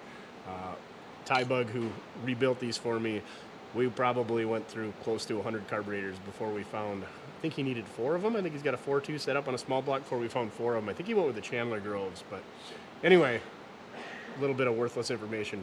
The 97s are harder to find, therefore more sought after, I guess, more expensive. So look for that fuel inlet on the side, the external fuel pump linkage, and then the thicker, less rounded off, trimmed up base. All right, I'm gonna go slam Tybug's rebuilt T-Man 94 on there, and this thing's gonna fire right up. Oh, and other things to look for is how many times it's been whacked with a hammer. If you're looking at one of these that's sitting on the shelf, make sure the threads are good. These things have all been taken apart a million times, so the screws are stripped out or missing. Going into the body, the base, that is definitely not tight. Tybug, you missed that one. And then they always tap on it right here. That's where your needle and seat is at. How beat up it is there. The condition of these threads, because it's not a very good seal. It's kind of like a compression style fitting, and they got over tightened and screwed up. So plan on buying like 3 or 4 or 19 carburetors to make one good one. So I would recommend buying a Chinese one and just throwing on your car and dealing with it, because it's a lot of work going through these, especially if you want it to be period correct, or heaven forbid you got multi-carbs and you want to make a match. All right, now back to your regular scheduled shenanigans. You know, I don't know that I've ever made this swap, but the base is clearly thicker, so we might need to put some washers or get some shorter studs. I think I'm gonna try to pull the studs out, maybe just use bolts. I don't really like that, but I don't really like a stack of washers either. The base looks like it's significantly thicker on the old 97. And we're definitely gonna run out of threads. Ready for instant regret when I try to take these studs out and they snap off and I gotta drill them out? Nobody said I was smart. Oh yeah. So good. Don't drop it down the intake. Very nice. Ah! Did that snap off? No, that just wasn't threaded in very far.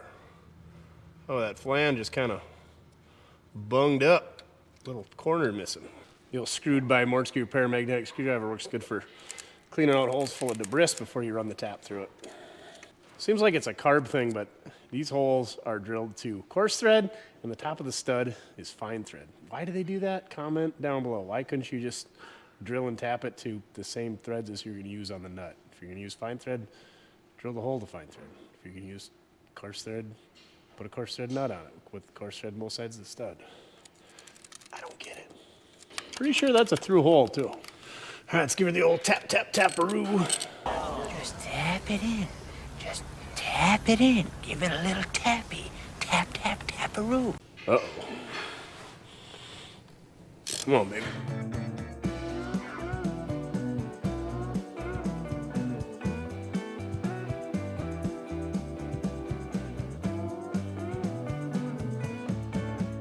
We're gonna reuse this old fuel line because that's what we got, and it's got these silly, I don't know what they're called, compression flare end things. That's a new one. Wrap a piece of string around it to get her to seal up. Oh, the things you see on old Fords. We're just gonna use that as a barb, slip a hose over that end, and hopefully thread this end in the carburetor and it doesn't leak. And of course, every one of these nuts has been rounded off with a Swedish nut lathe or a pliers of sorts. All right, we got the gravity bong, colostomy bag, whatever you call it. Let's check for leaks. No leaks. That's the beauty of gravity feed, is you got minimal pressure, so the opportunity for leaks is significantly decreased.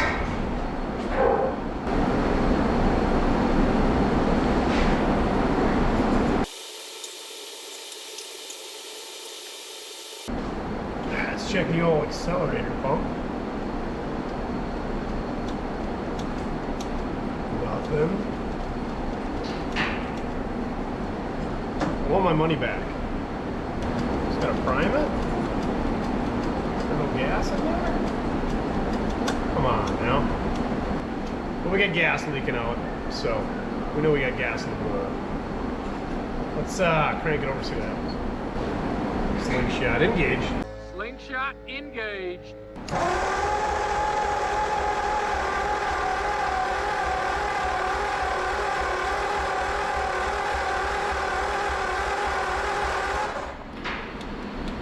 Alright, let's check spark, see what's going on here. All of the spark. Can't have our timing off. Hopefully our firing order is right. I can double check that. Let's give her a little gas first, see what happens. We'll tickle the old hot sauce. Here we go.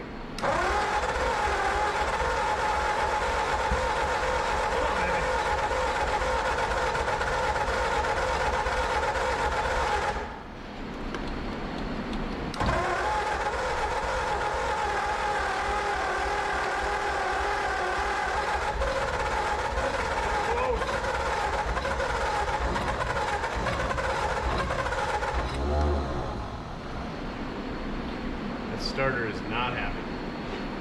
Let's close off the fuel for a bit here. She's flooded.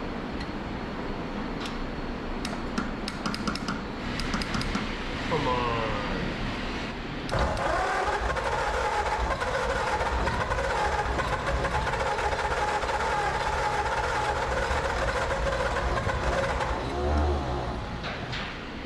She wants to go.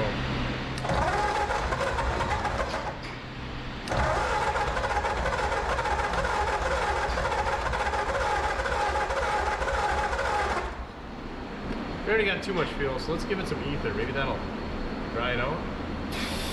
Seems like a terrible idea. Come on, starter.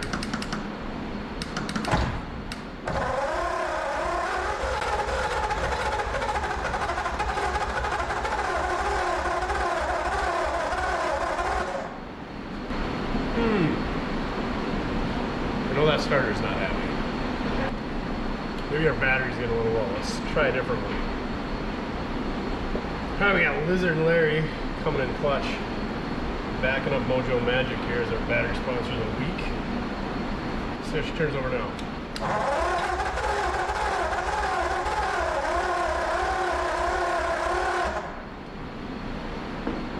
Starter still, she's dragging a bit.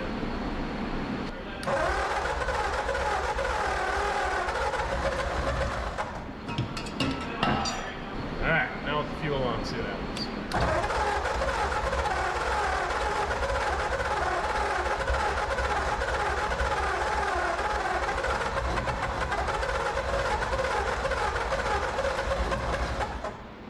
It's close.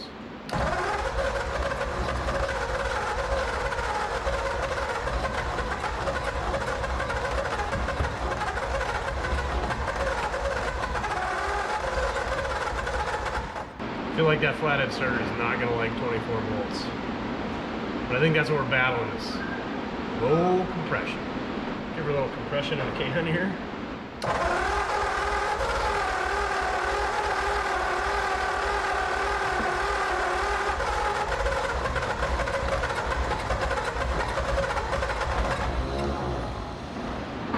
Oh, she's close. We can take it outside and drag her around behind Bernie with it in gear. Try to build a little compression, but the roads, everything's so icy right now. We just slide down the road, unfortunately. Unless we went on the highway. Probably not a good idea.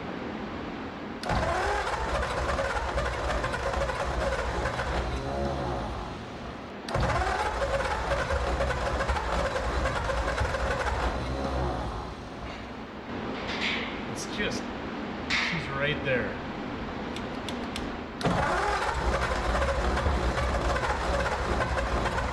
Come on, man.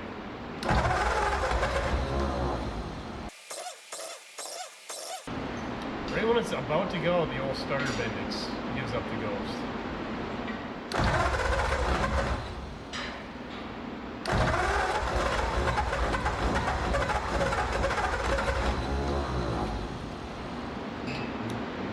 All right, the executive decision has been made. We're gonna move the Model A and everything else out of the way. Get rid of all this stuff. We're gonna hook up Bernie, see what happens. The old starter is not happy, so those things are gonna be a rarity around here. Good starters are anyway, especially flatheads. So I'm gonna go get Bernie fired up, warmed up, and we're gonna move some stuff around and go do tow truck things. I suppose this gem's gonna start after sitting for a week in a nice warm shop. Probably.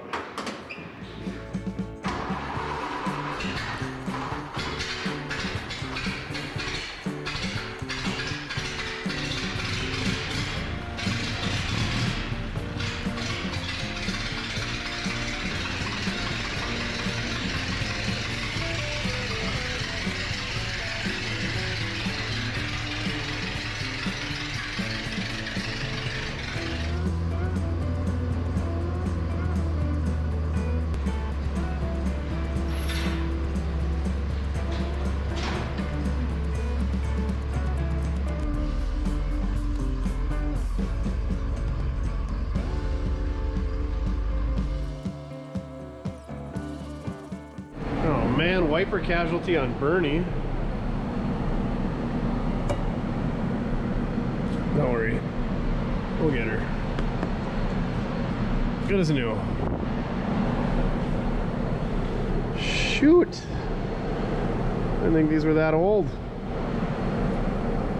Time for some new wiper blades, apparently. At least the plastic caught it, so it didn't scratch my nice windshield. Alright, I'm gonna go see what I can find. Well, Chin pumps up some tires. All right, Chin's gonna let us out. We got new wiper blades, 16-inch, because that's what square bodies come with. Ford calls for a 15-inch, but they fit. The beauty of old wipers. Here goes nothing.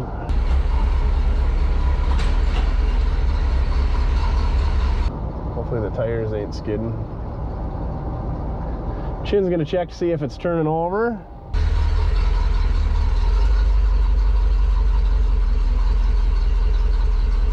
Says it is.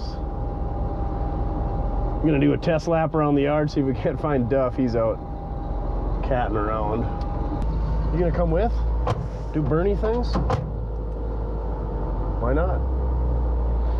It's balmy 11 degrees at lunch today, so get your stocking cap and beanie from mortske.com. I think this video comes out on the 23rd. So yeah, I don't think we're gonna get it to you in time for Christmas. So, but we'll get it out to you as soon as we can. All right, everything looks like she's doing all right. Make a test lap around the yard and then hit the open road and get some heat into this old Flathead. I was worried that it's really icy, so I was worried that the tires would just slide on the ice and the engine wouldn't turn, but she's turning good. And the reason we do this is to get a little heat in the engine, and that way it loosens up the rings, builds a little compression, maybe cleans up the cylinder walls a bit, gets them valves moving up and down so that they maybe seal up a little bit better doing valve jobs and such. Valve job? Not a valve job, but kind of. It's the poor man's valve job. Valve job by Bernie. Alrighty, I think we're good. Let's do this. I'll make a lap around the block. Why are you slobbering?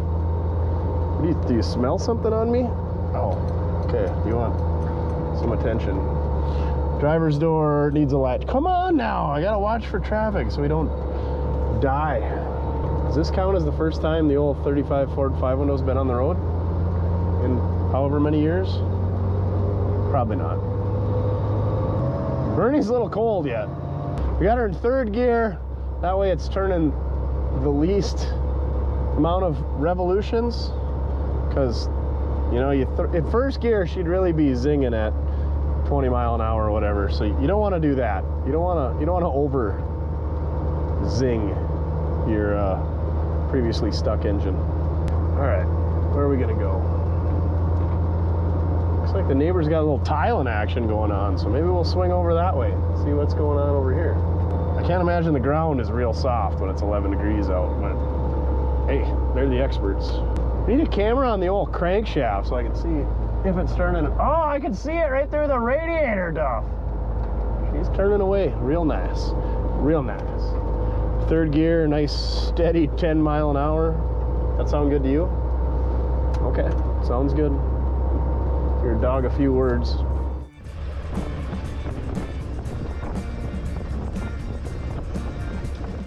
I don't think we're gonna be driving her on the road between the brakes and not having a seat and not having a roof or a door latch and being low double digits for weather. That's 11 degrees Fahrenheit. That's what, 21 degrees below freezing. That's cold. Okay, maybe Birdie is warmed up. The heater in this thing, this Bernie is so good. I can't remember if we did a video on this thing, a dedicated second channel video, but I feel like we should, because this thing is like way too nice for what we use it for. Just, seat's amazing. I think we put new carpet in it, but like the dash pad, the door panels, the glass, the heater, everything works. The wipers work. I don't think the horn works. The horn is like the only thing that doesn't work. We'll have to get Chin or Mojo to look into that. But other than that, like, all the lights work. I didn't think the CD player or the radio worked, but guess what? The radio works. Old Milwaukee heated jackets.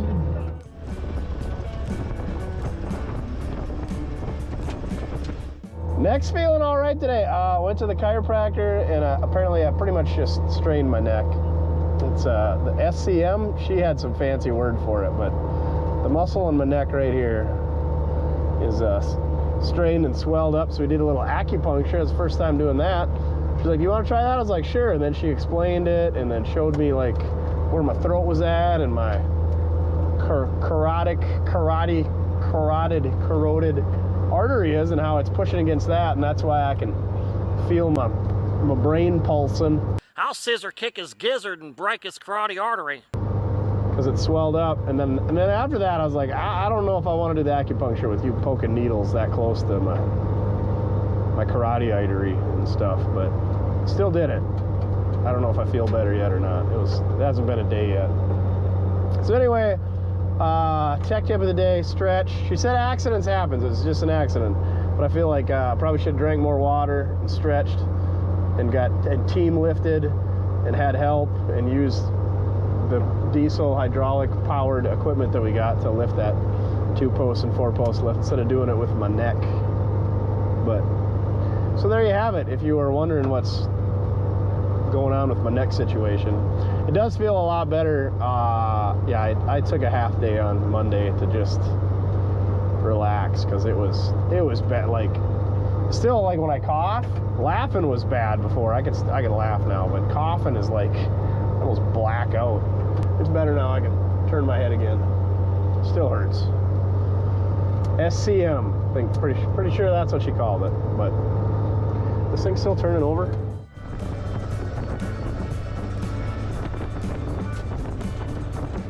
Looks like it. We should have brought the battery with us, and then we could have just pull started her on the road.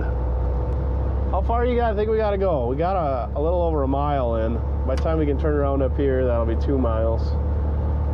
2 miles back. Pushing 5 miles, 4.5. Is that enough towing around? Duff's like, I could do this all day.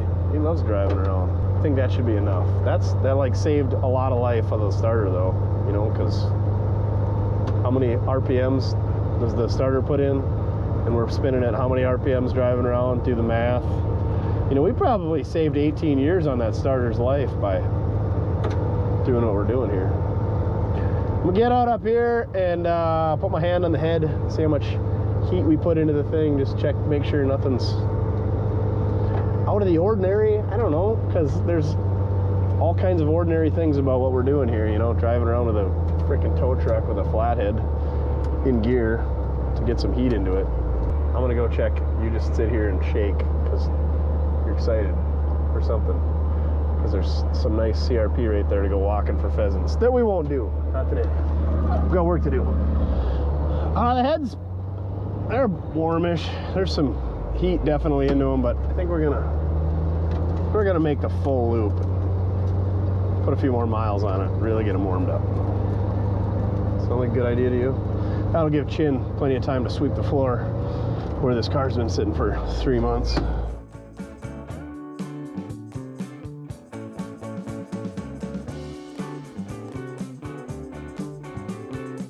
What a great way to get old stock engines to get some compression. It's way better than 24 volts. And you don't have to have a tow truck, it's ideal, but you can do it with a rope. I think I saw half-ass old Brent up in Kanukistan pull, I think it was a Buick or something around. He had to wait till he had help, but I think they just pulled it around with the telehandler, and he messed with that thing for quite a while. And like literally 5 minutes after they hooked the telehandler up, that thing was purring away. So I mean, it's a really good way to get stuff running, especially when you got something that's got obsolete parts like a starter, like a flathead. I mean, it's not obsolete, but it's a couple $100 for a starter, and a lot of these cars aren't worth the price of the starter. This car is definitely worth the price of the starter. I mean, that carburetor is probably $200, and the ignition setup, all the stuff that we've got on there is probably another, you know, $150. So I mean, we're throwing some money at this thing to try to get it to run, but we're not throwing a starter at it. At least, hopefully, that's the plan. And I feel like if you put some heat cycles in it, like, you know, went and towed her around for an hour, you know, every other day, it would probably get them loosened up. But at the end of the day, we're just doing it just for fun, because you get this stuff running, and obviously it's going to need a valve job and rings and all that stuff. So It's just for fun to get them running, but it's a good way to get them running, towing them around. And if you had a second person to flip the ignition on and off and turn the fuel on and off and play with the carburetor and stuff, you get them running a lot faster than when you're just driving around listening to the radio like Duff and I are. But somebody's got to, you know, do it. But Mojo's working on heaters and the orange Ford so we can drive that this winter, and Chin's bolting down 2-post lifts so we can change oil to pay the shop payment so we don't lose the shop. You know, we can't just all be screwing around like Duff and I are. All right. We sent old Mark on his way. You got to catch up with the neighbors once in a while. I don't see him very often. He used to work in engineering with me, and I don't know what the deal was, but he carried a Mountain Dew bottle around, the same Mountain Dew bottle, for like weeks on end, would take it to meetings. And so finally, we never told him, but we named it Dewey. He took Dewey to all his meetings. Good guy, though. He started in engineering back in the day when he wore polyester shirts and could smoke in the office. 1972. Nothing turning back there. It's getting dark, though. Oh, yeah, we can see her. All right. That was way too long to stand around and BS. It's getting cold in here. We got the heater cranked. We're gonna cruise her home and hopefully get this thing in the shop where it's nice and warm and get her fired up. All right, made her back. Let's plant it back inside so we can't get this thing to fire off. Dang, that station wagon looks good with the Christmas tree on top. Don't forget to go check that video out on the old second channel. Turn the old gasoline on. Definitely got a leak. All right, see what she does. Out of gear. There we go. Coil hooked up. Slingshot engaged. Oh, she gonna go.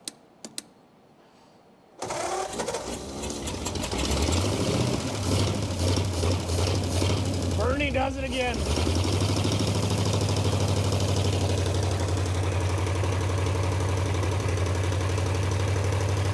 Listen to that flathead purr. It ain't even that smoky.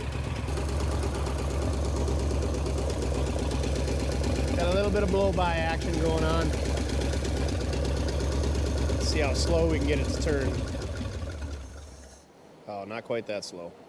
I tell you what, it's about time we gotta go jockey some vehicles around, so we're gonna shut her down for the night. But yeah, this thing runs good. I gotta fire it up one more time.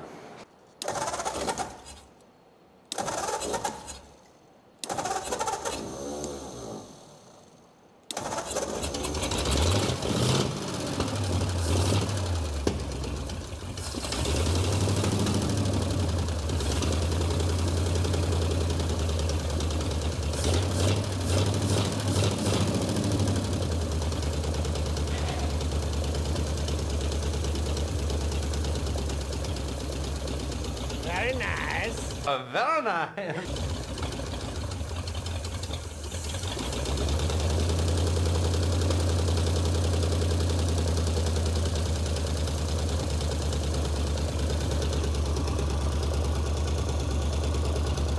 It's really not even that loud. These flatheads sound a great straight pipe. Case in point, my 36 pickup and my 39 two-door sedan. I love it. This thing, I crawled underneath to hook up the tailpipe cam. No muffler, so this is what straight pipe sounds like when half the pipe's missing. Nice crisp throttle response. And that's with, I forgot to put those vacuum plugs in. I think they're plugged up though. Yeah, we're not pulling any vacuum from either of those ports.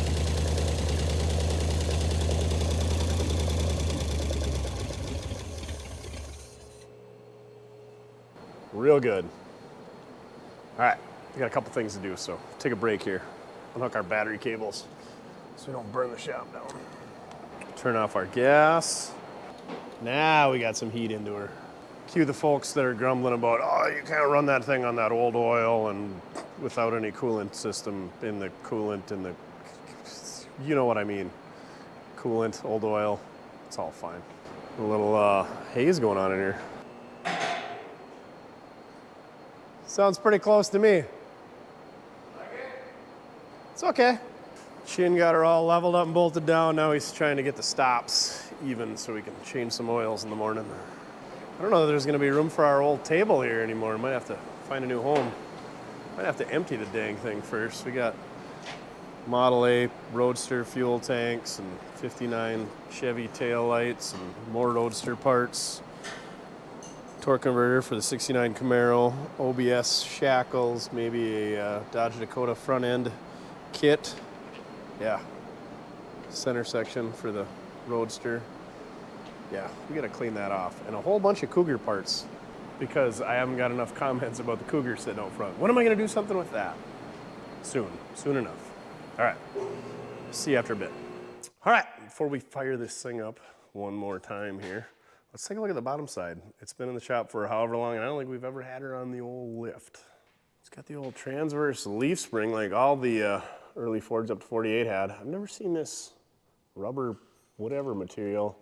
There must have been a liner in between the leaf springs that somebody put in there. Or they're just always gone.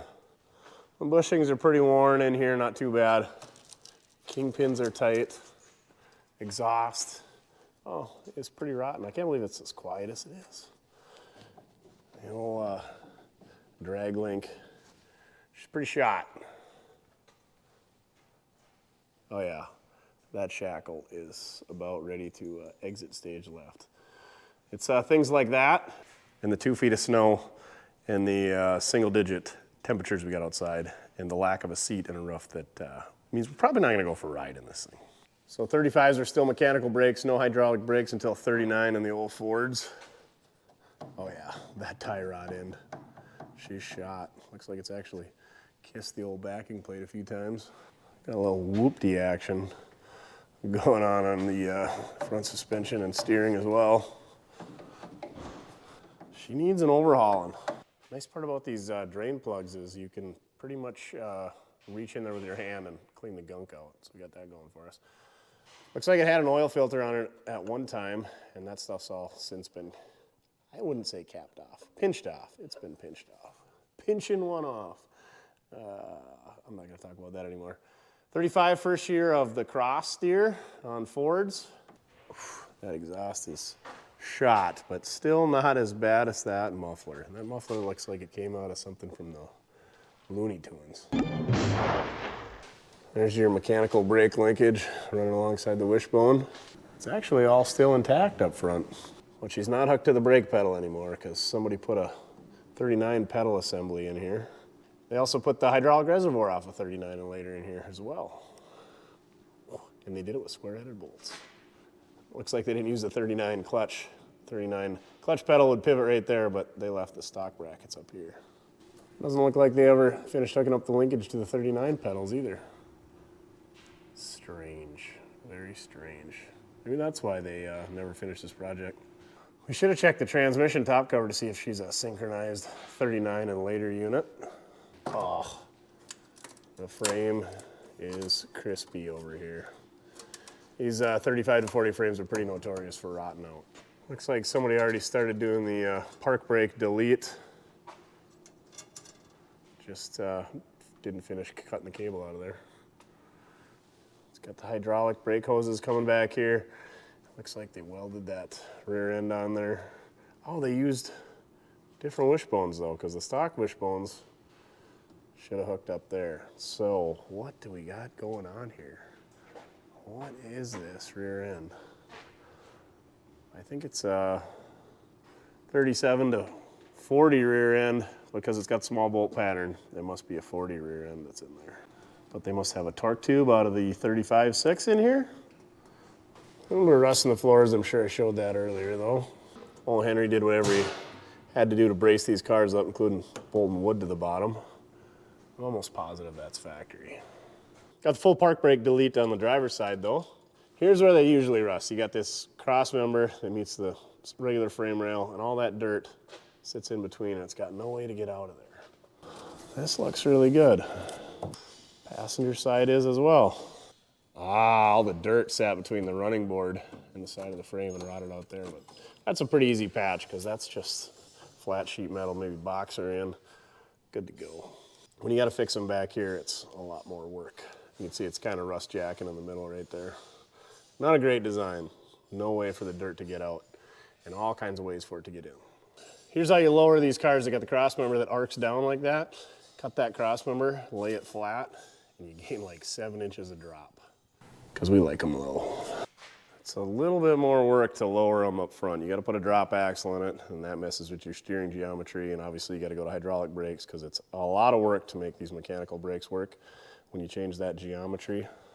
35 is also the first year of the spring in front of the axle up here, which connects to the wishbone. The earlier cars, 28 to 34, they actually had the leaf spring mounted right on top of the axle, and then the kingpin that went through the wishbone in the axle is where you mounted your spring. So it'd be a spring perch, not a kingpin. That's a kingpin. That's a spring perch bolt. Well, not on this car. On an earlier one it is. You guys know what I'm saying.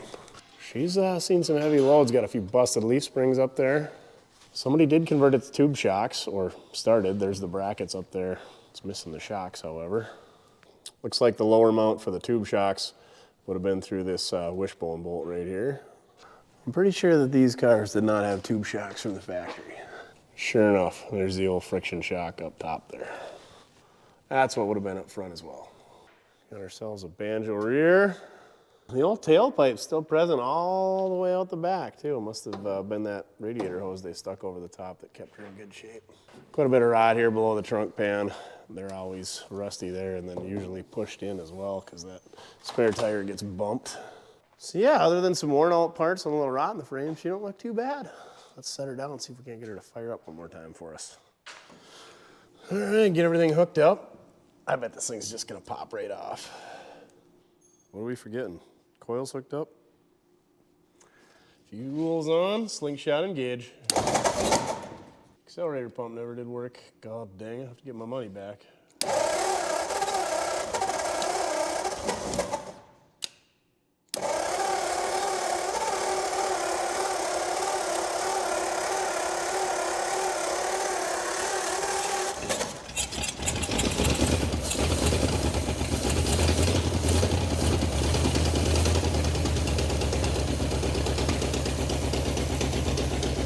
Gotta love the way an old flatty sounds.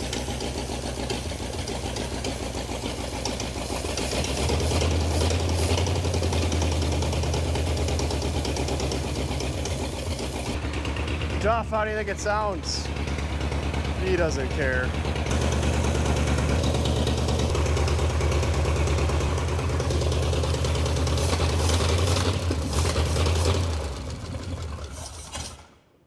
Oh, that's probably why the accelerator pump doesn't hook up. The pin came out. Let's put that back in place. Put her in the medium setting. Not a great design on the old 94s.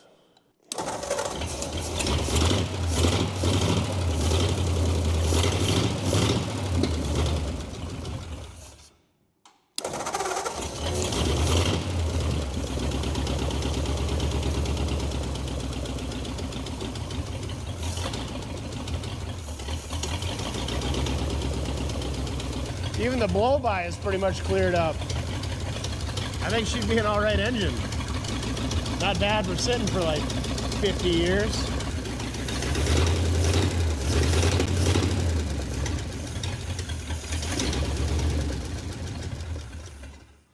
All right, folks, there you have it.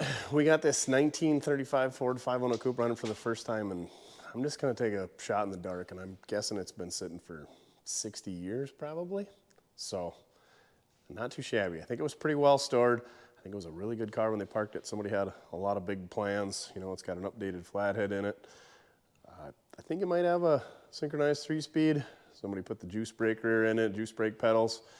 They had all the chrome trinkets down the side. So, yeah, it was a pretty sweet hot rod in its day. And it could be yours. I got a title with this thing. Yeah, didn't even steal it. So, price and availability in the video description. Hit us up, mortskerepair@gmail.com. If that price looks like something that's in your wheelhouse, if it shows that it's sold, it's sold.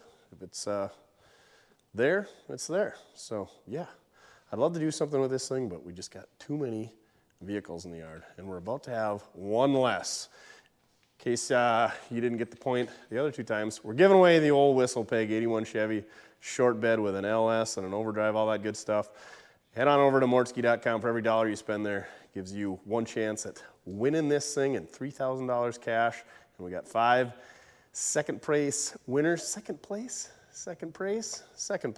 We're giving away $100 to 5 lucky individuals as well. So go ahead and check that out at mortske.com. Again, appreciate all you guys' support. Without you guys' support watching this channel, we wouldn't be able to do awesome giveaways and drag home sweet rides like this. So thank you very much for watching. Remember, it doesn't matter to get it done as long as you're having fun. Flatheads are fun. Getting out of jail, way more fun than going into jail. All right, on to the next one.